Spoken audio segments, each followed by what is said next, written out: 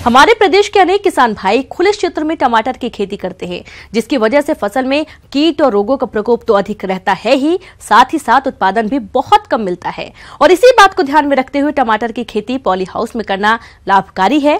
तो आप किस तरह से करें पॉली हाउस में टमाटर की खेती, इसकी जानकारी दे रहे हैं विषय विशेषज्ञ राजीव दीक्षित।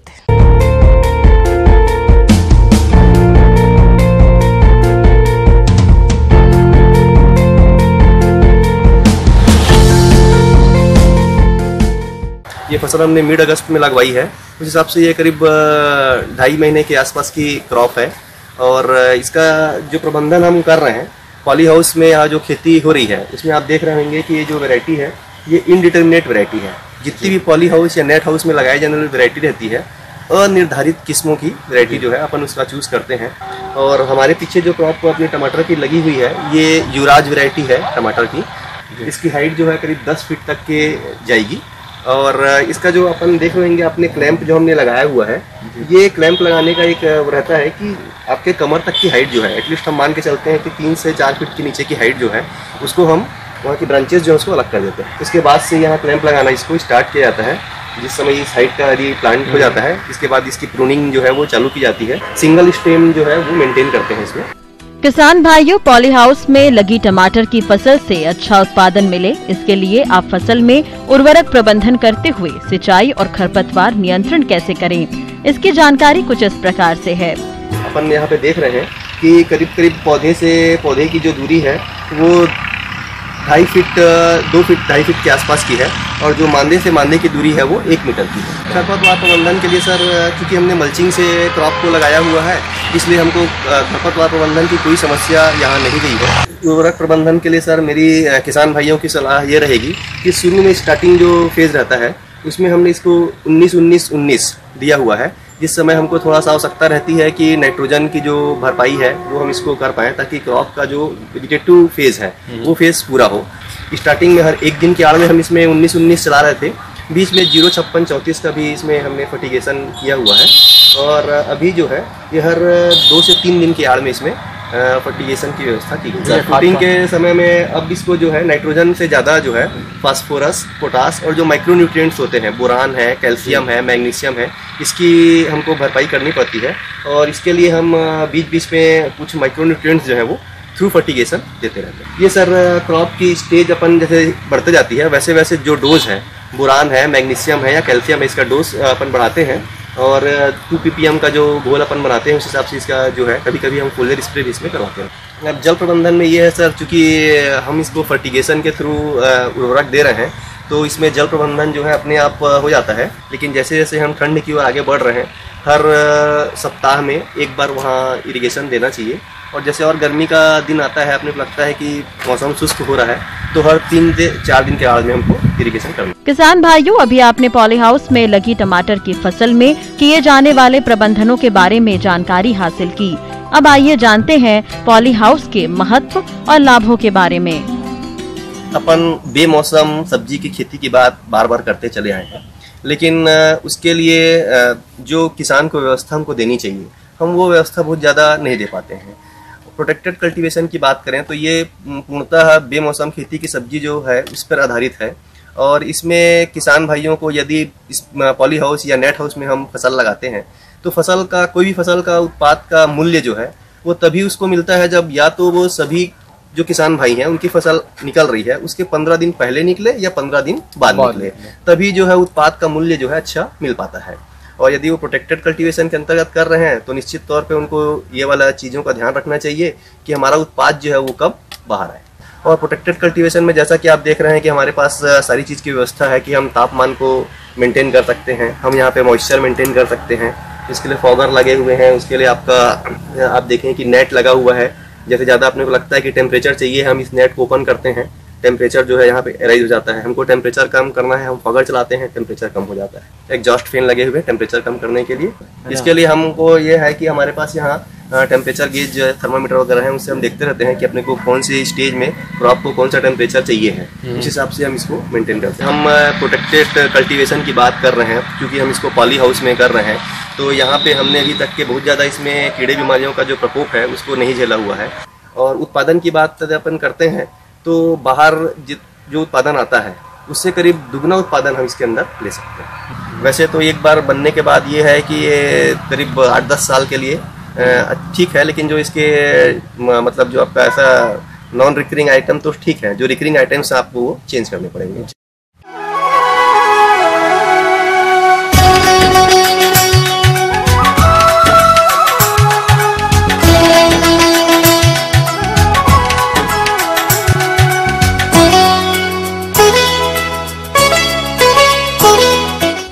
किसान भाइयों, मसाला उत्पादन में हल्दी का प्रमुख स्थान है और हल्दी का अच्छा उत्पादन तभी संभव है जब इसमें की जाने वाली शस्य क्रियाएं समय से की जाएं। उनकी फसल इस समय कंद बनने की अवस्था पर है और ऐसे में किसानों को फसल में कौन कौन से कार्यों को करना है, आइए जानते हैं विषय विशेषज्ञ हेमलता वर्मा से।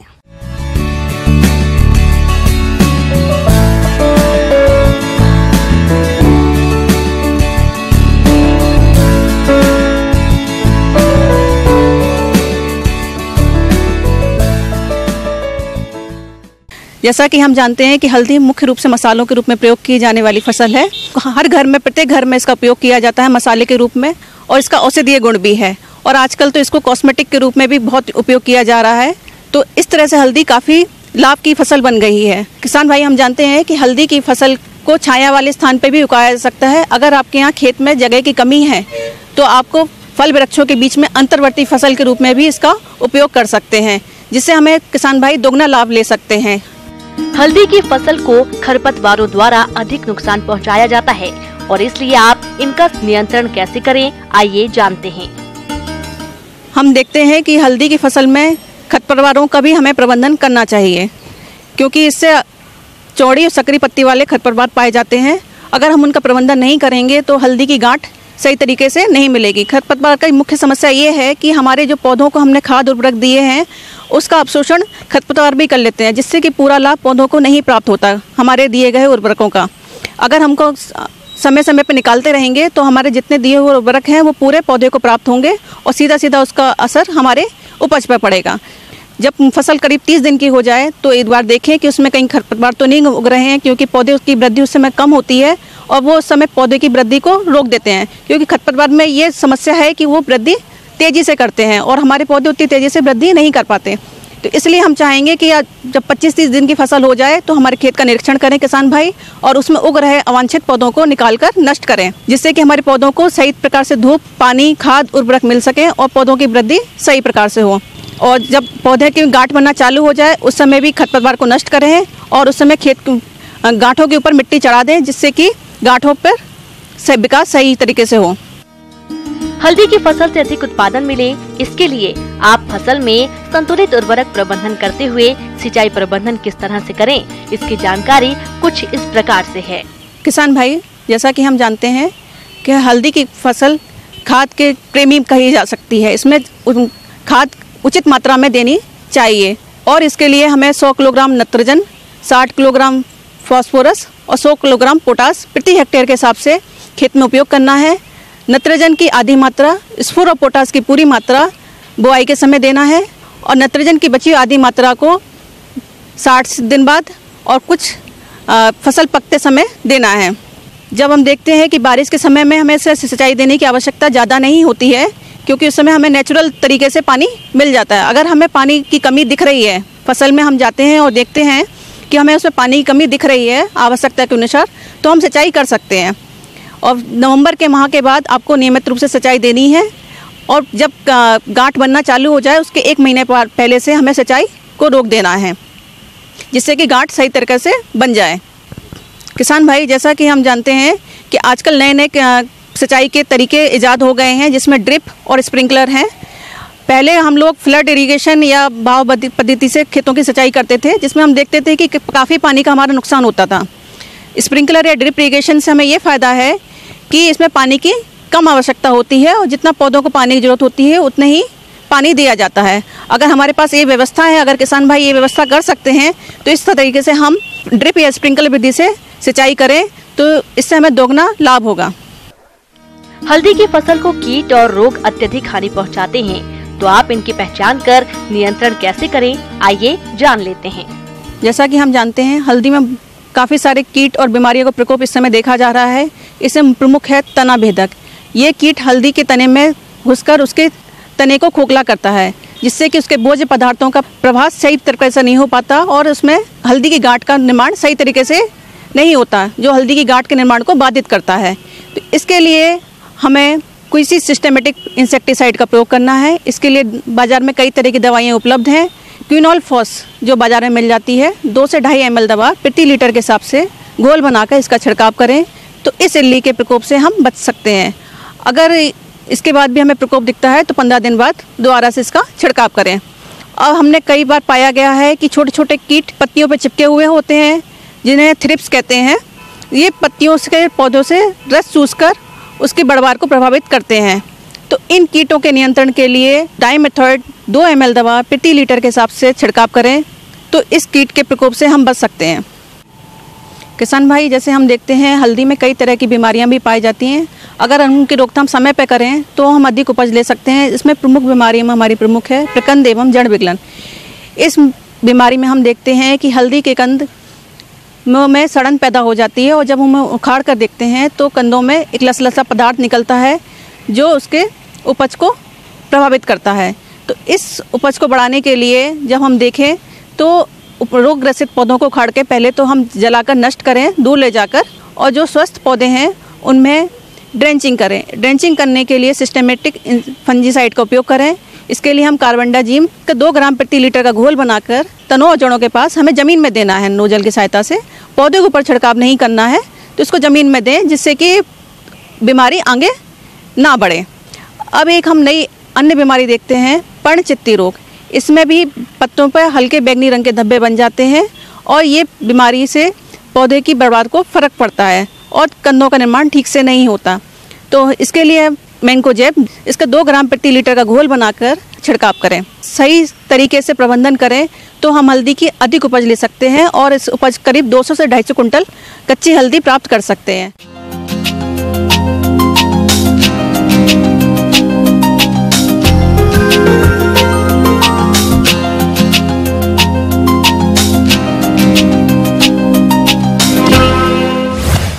अमरूद के बागान अपने प्रदेश के सभी क्षेत्रों में देखे जा सकते हैं और अक्सर अमरूद के बाग में कोई ना कोई पेड़ उकठा रोग के कारण सूख जाता है और यदि समय रहते इसकी रोकथाम नहीं की गई तो ये रोग पूरे बाग में फैल जाता है। इसलिए उकठा रोग की रोकथाम के लिए आप कौन कौन से उपायों को अपनाएं, आइए जानते हैं विषय विशेषज्ञ सुशील कुमार सिंह से।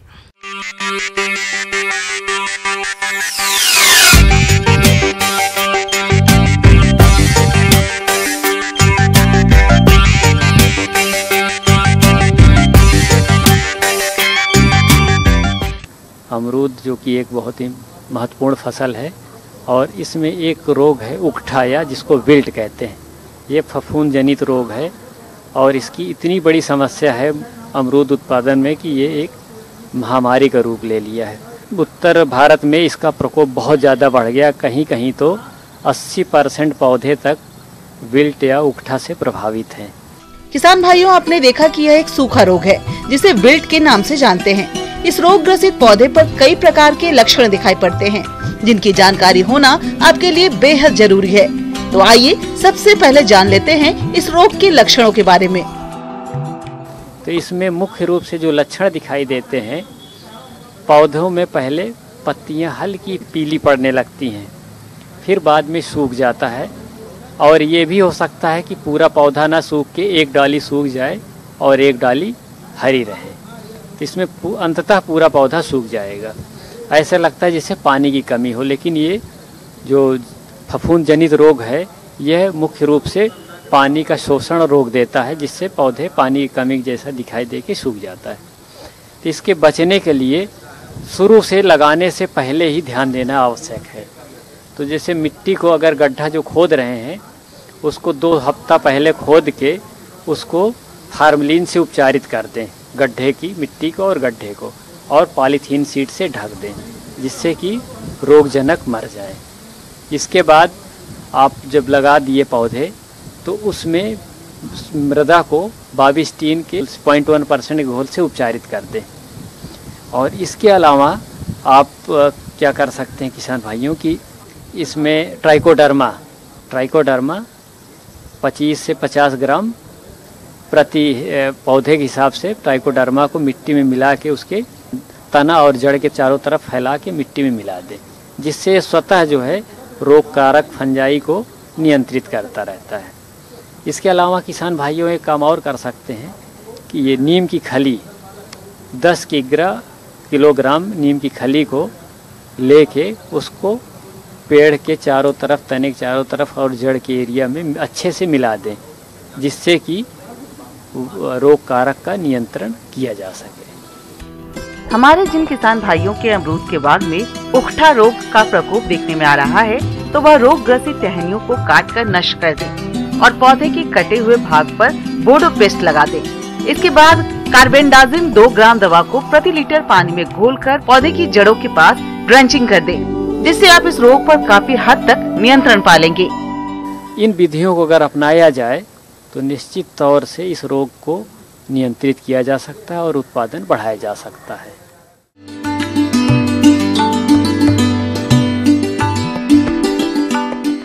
जॉन डियर अन्नदाता हेल्पलाइन निःशुल्क फोन संपर्क सेवा के माध्यम से आपके द्वारा पूछे गए प्रश्नों में से 1 या 2 महत्वपूर्ण प्रश्नों को हम अपने कार्यक्रम में शामिल करते हैं और इसी के तहत आज का चयनित प्रश्न और उसका जवाब इस प्रकार है।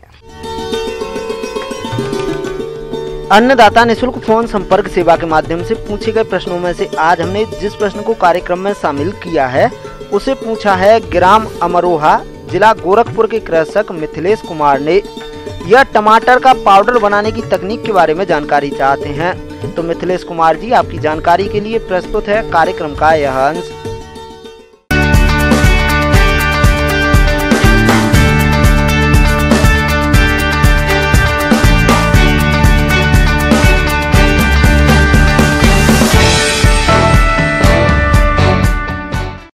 जैसा कि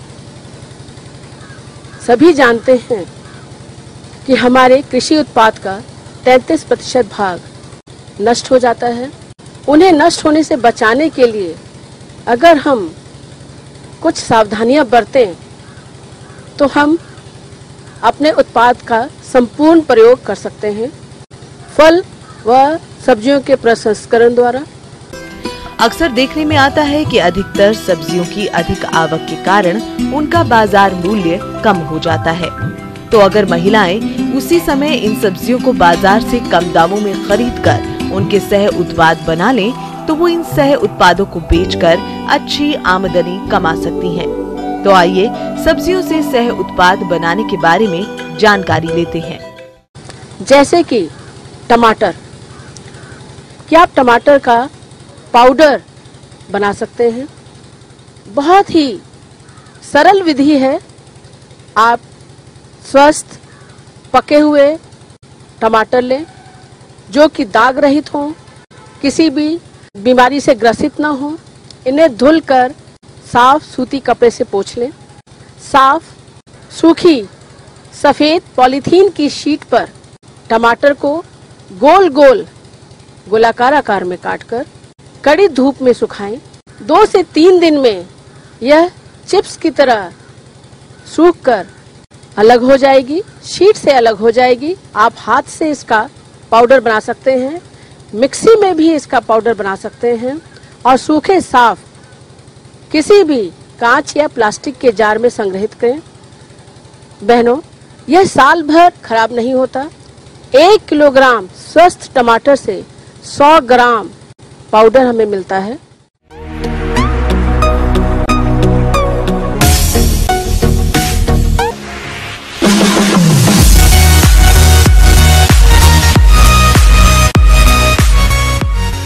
आइए अब एक नजर डालते हैं राज्य की कुछ चुनी हुई मंडियों के प्रमुख फसलों के बाजार भाव पर।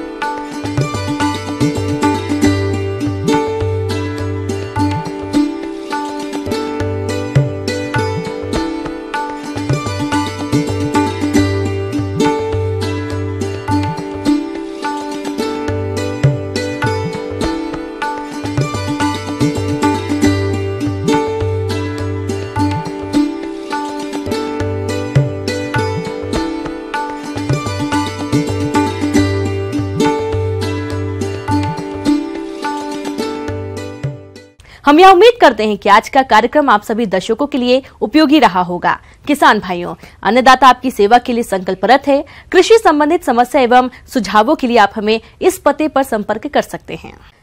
प्रोड्यूसर अन्नदाता news 18 Uttar Pradesh Uttarakhand Ramoji film city Hyderabad 501512।